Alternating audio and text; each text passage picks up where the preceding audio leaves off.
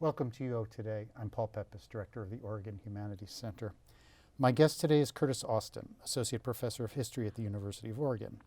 He joined the faculty in fall 2017 after 6 years at The Ohio State University. Prior to his arrival at Ohio, he was an Associate Professor of History and the founding director of the Center for Black Studies at the University of Southern Mississippi.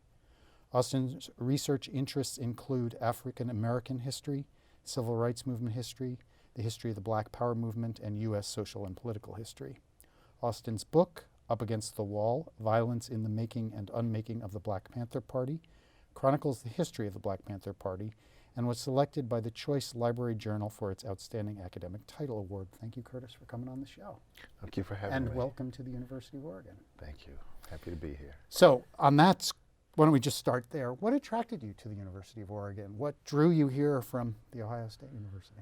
Well, there was a very intriguing job ad that went out, sent out by the university, calling for a cluster hire in Black Studies.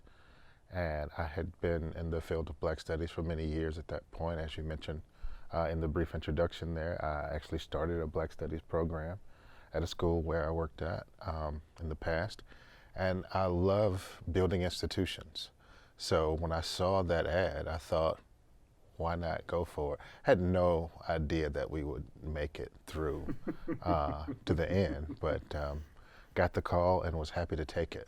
Good, great. Well, we wish you luck building Black Studies at the University of Oregon. It's definitely something that we need to build. I'm looking forward to it. So your book focuses on the Black Panther Party. So first, give us like this, the thumbnail sketch. Who were the Black Panthers? What is the Black Panther Party? The Black Panther Party is an organization that was formed in 1966 in Oakland, California, started by two young men, college students in fact, Huey Newton and Bobby Seale. And essentially they were trying to address the issue of police brutality and in many cases police murder in the Black community. So just as an example, in the 10 months before the start of the Black Panther Party there in October of '66, there were 7 murders of Black people in the Bay Area, police officers killing Black people. All of these killings were deemed justifiable homicides. So of course it's 1966, people are seeing the news on the TV that's coming out of Birmingham and other parts of the South. We have the Civil Rights Act, we have the Voting Rights Act, but there's no discernible change in the Black community, even though all of this activity is taking place and all these laws have been passed. So the Black Panther Party comes and says, we're going to address the issues on the ground. So in addition to wanting to stand up against police brutality and police violence, they wanted to address issues like employment in the community, like the inadequate housing in the community, the poor education that the majority of Blacks, not just in the Bay Area, but throughout the country, were receiving in their local schools. So it really was a community self-help organization that started by 2 guys that really caught on fire and eventually wound up in about 40 different cities throughout the United States, in England, in France, and Brazil, several Caribbean islands, and a couple of places in Africa. So tell us a little bit about the relationship of the Black Panther Party to the wider Black Power movement. I'm not talking specifically about the Civil Rights movement, but specifically the Black Power movement, because I think of the Black Power organizations, the Black Panther Party was the one that's the one that captured attention and the press and obviously the state. Where does it fit with the other Black Power movements? I think that's an excellent question. Black Power is primarily concerned with the celebration of Black culture, pride in one's Blackness, and self-determination. And the Black Power advocates thought that they could achieve goals in these areas by emphasizing their history, their artistic production, their music, and so on and so forth. And the Black Panther Party encapsulates all of these things. So from the self-determination piece, of course, Blacks were interested, Black Panthers were interested in defending the Black community, just in general.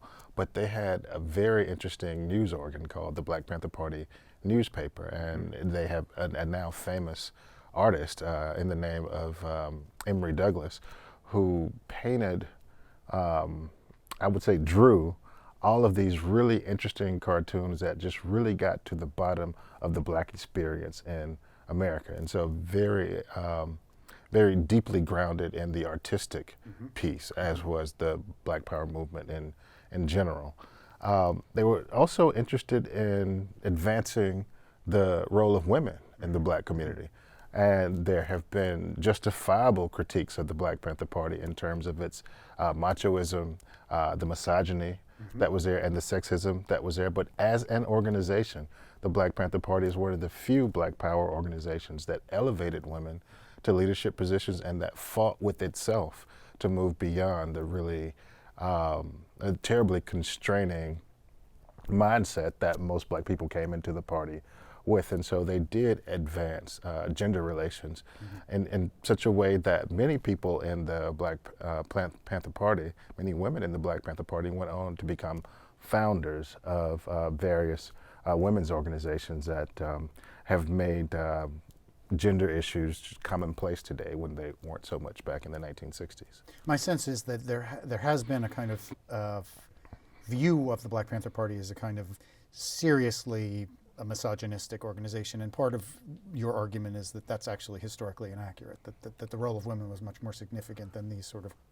gendered critiques have acknowledged. Is that right? I would say it's much more significant.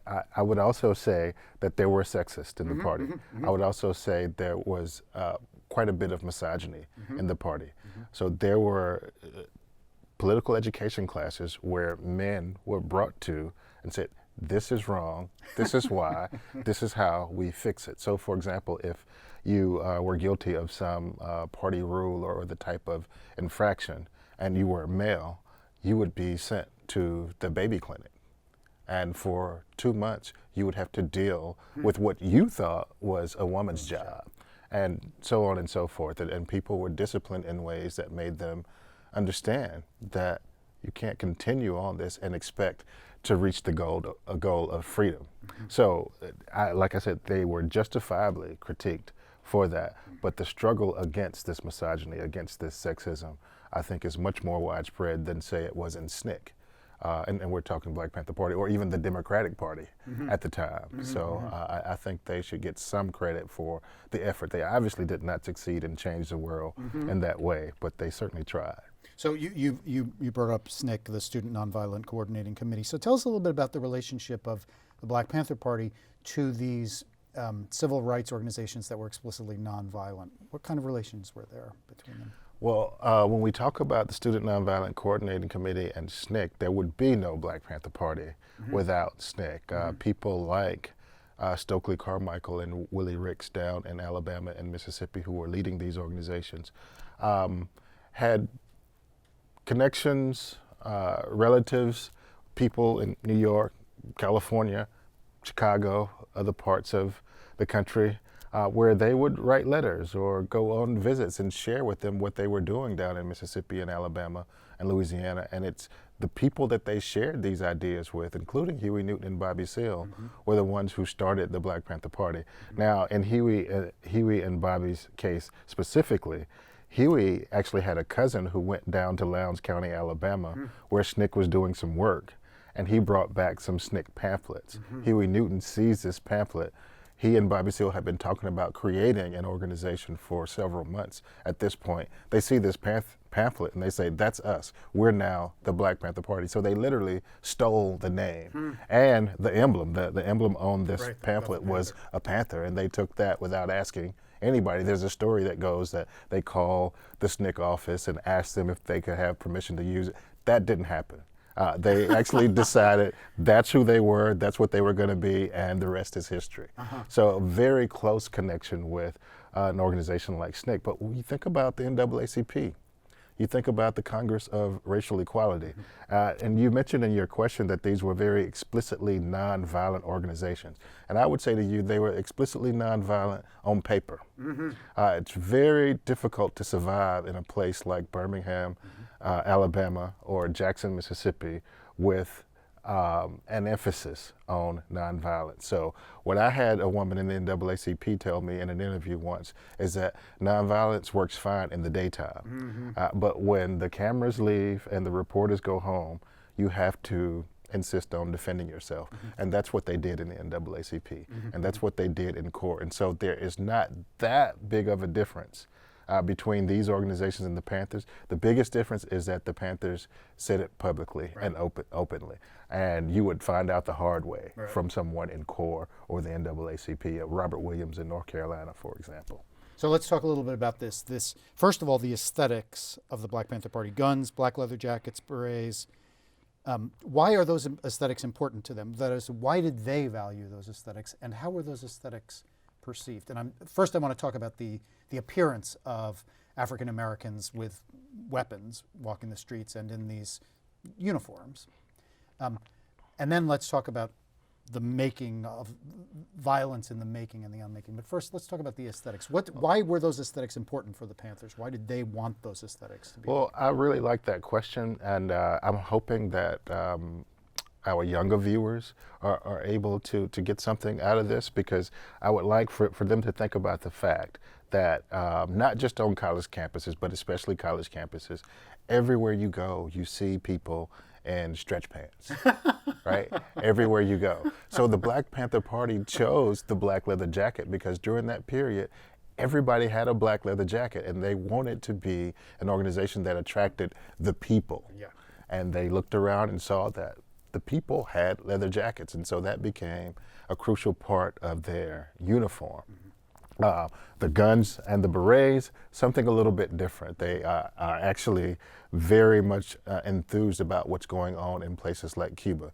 They're very enthused about what's happening in the streets of Paris, where the students are rising up.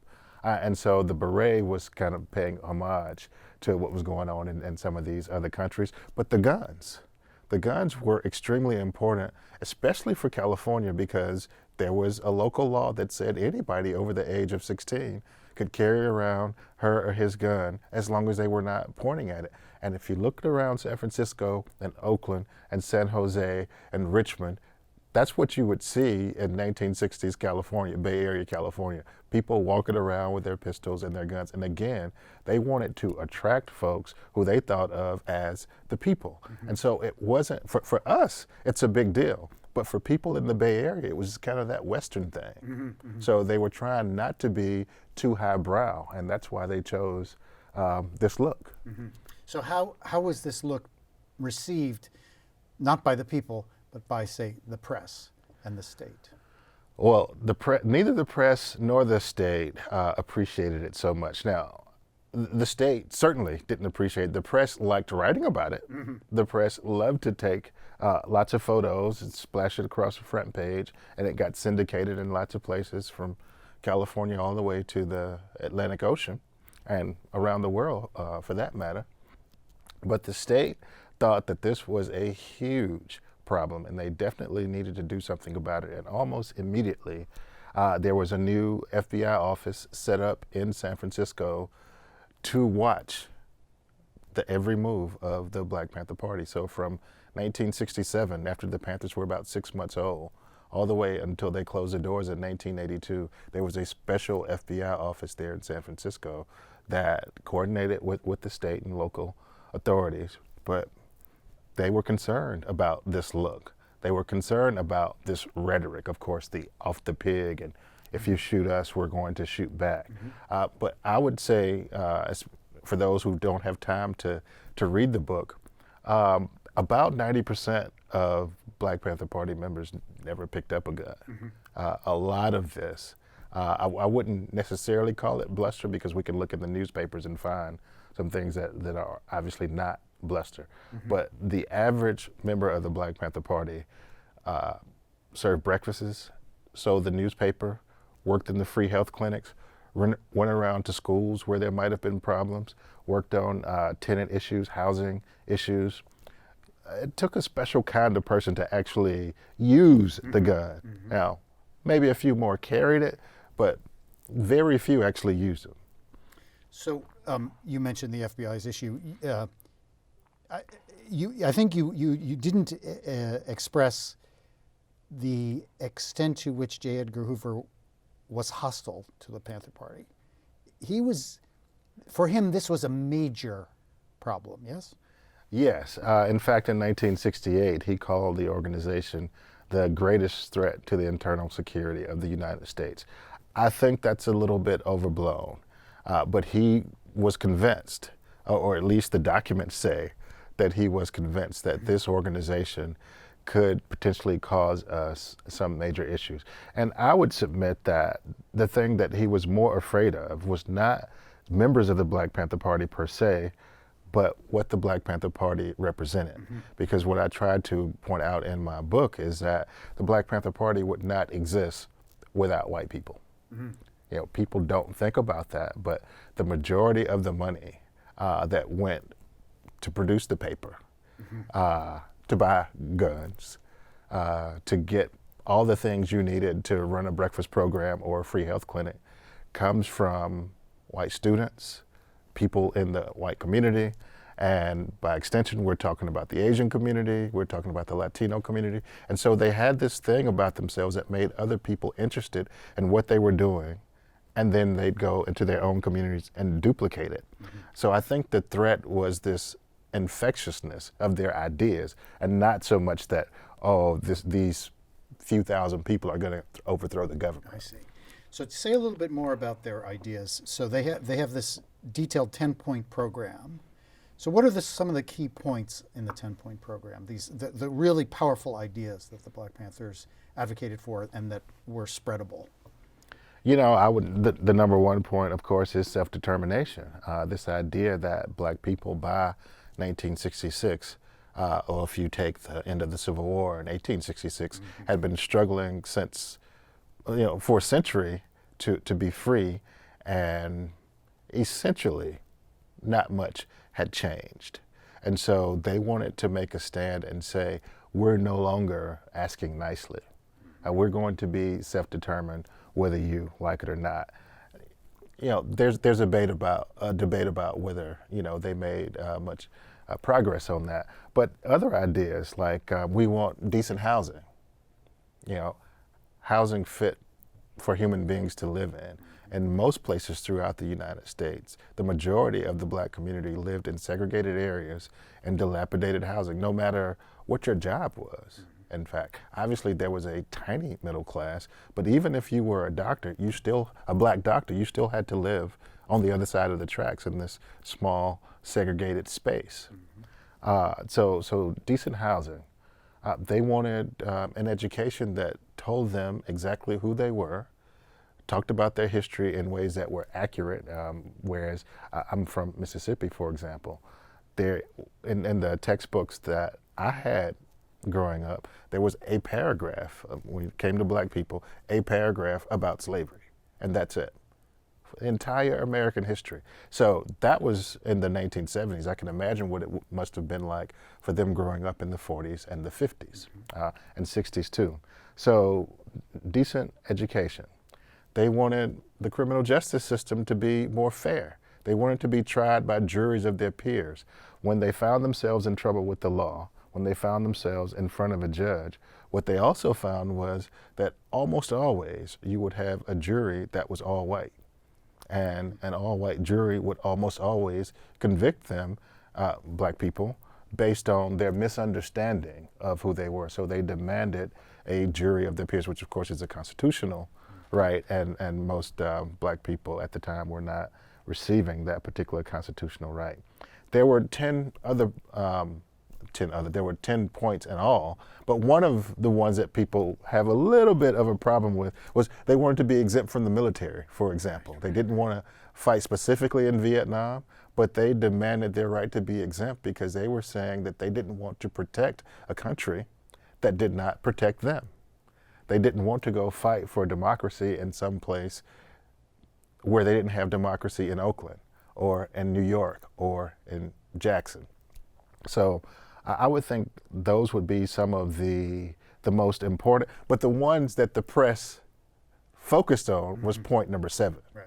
And that is, we demand an end to the police brutality and murder of Black people. And what they did with these points is here's the demand and here's what we believe. So it's what we wanted and what we believe. And they wanted the end of violence against Black people. And what they believed was, according to their 10-point program, was that they could set up self-defense groups in communities all over the country and defend the community from outside violence, from this external violence.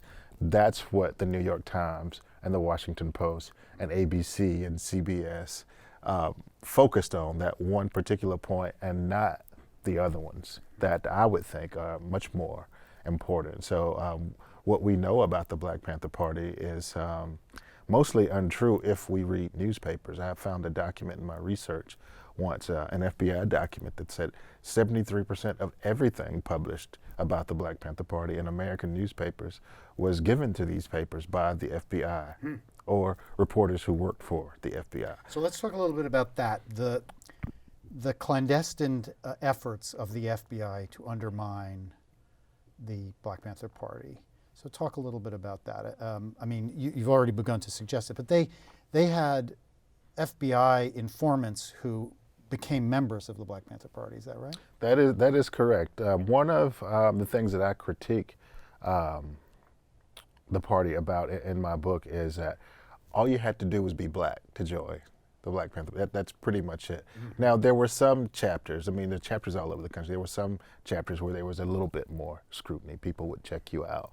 But for the most part, the overwhelming majority of chapters in the parties, if you could sell a newspaper, if you could serve breakfast to children, you were in. Now, certainly you had to read certain books and you had to do all kinds of exercises. And at one point in the party's history, you had to learn how to fix weapons and shoot weapons. But that after 1967, that was no longer the case after the Sacramento incident. So because of that, it was very easy for the FBI to send people in, gather information, and then manipulate the organization into doing practically anything it wanted. I think one of the more egregious examples of this would probably be in Chicago, where the FBI infiltrated a young man by the name of William O'Neill. William O'Neill had violated his probation. He had gone to jail and stolen a car after he got out of jail. And the FBI came to him in jail and said, you can either go back to jail and finish your sentence, or you could accept $300 a month from us and tell us what's going on with the Black Panther Party here in Chicago. So he accepted that monthly stipend and went in and moved up in the ranks and became the chief of security.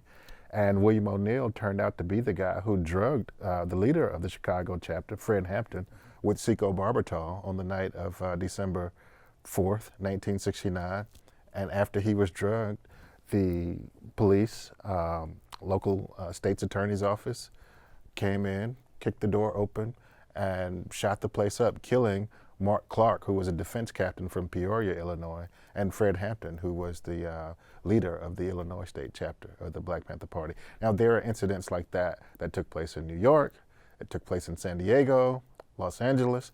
Oddly not in Oakland, where the headquarters were, but that is the one that's probably the most egregious. So how did the press report on that, on Fred Hampton's death? What was the story that was originally told? The story that was originally told was that there was a warrant issued for weapons in the home.